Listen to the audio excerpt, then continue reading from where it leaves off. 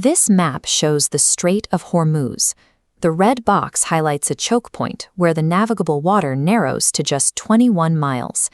Every single day, 1/5 of the world's oil supply must pass through this single corridor.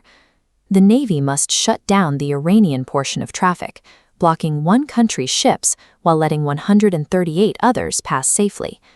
A standard blockade functions like a wall.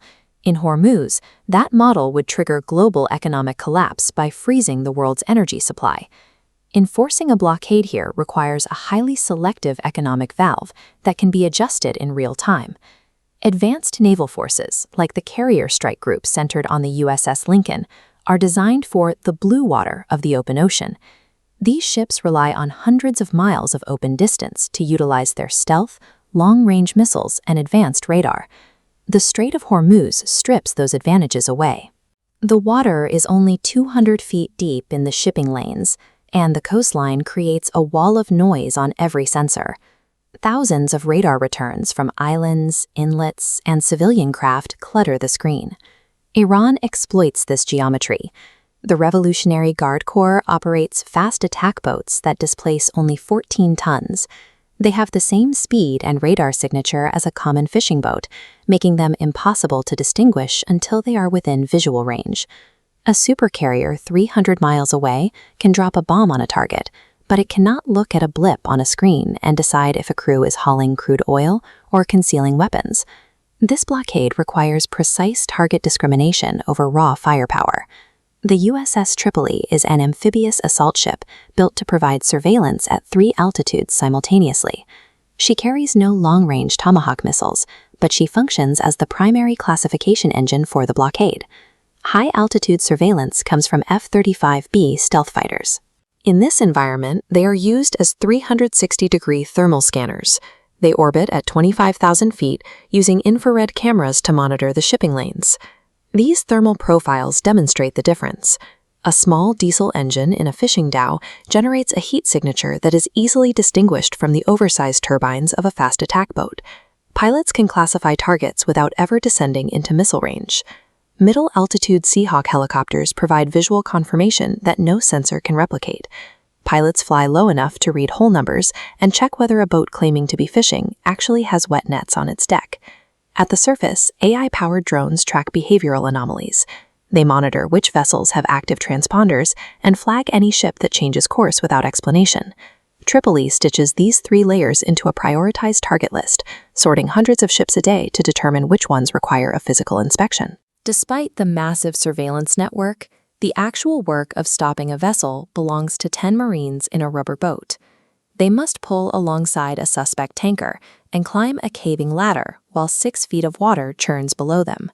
This procedure, known as a boarding, involves clearing the ship compartment by compartment.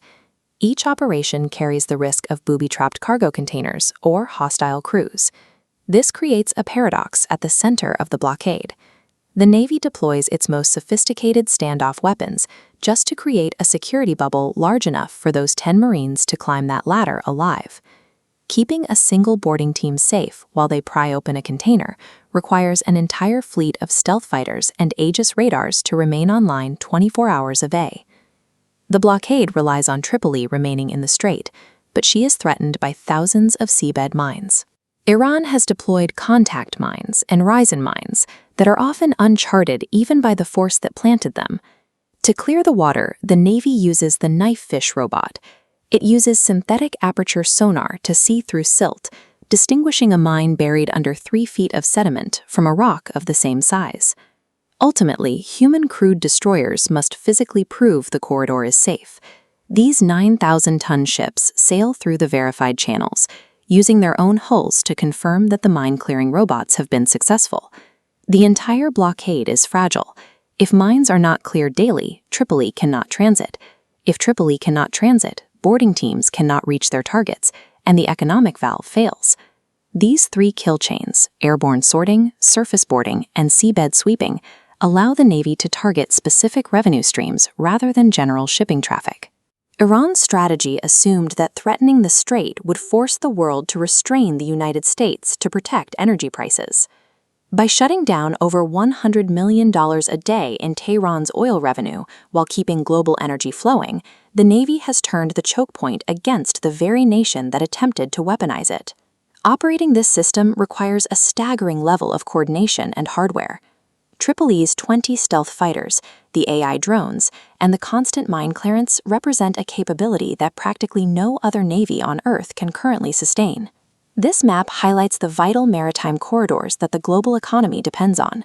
If the United States is currently the only force capable of operating a selective blockade, we have to ask what happens to international trade when the next choke point falls under threat.